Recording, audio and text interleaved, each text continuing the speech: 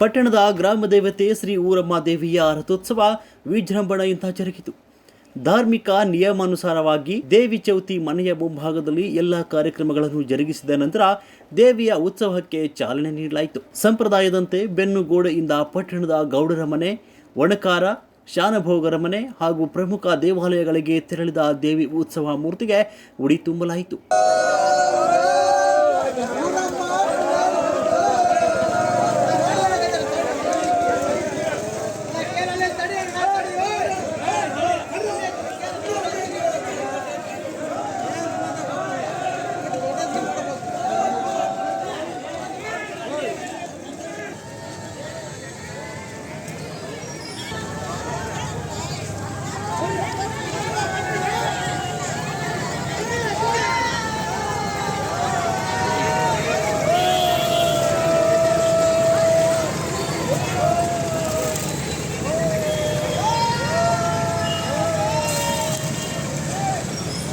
ಪಟ್ಟಣದ ಗೋಣಿ ಬಸವೇಶ್ವರ ದೇವಸ್ಥಾನದಿಂದ ವಾಲಿಯರ ಓಣಿಯ ಮೂಲಕ ಬಂದ ದೇವಿ ಉತ್ಸವ ಮೂರ್ತಿಯ ಚೌತಿ ಮನೆಯ ಕಟ್ಟಿ ಬಳಿ ರಥಾರೋಹಣ ಮಾಡಿತು.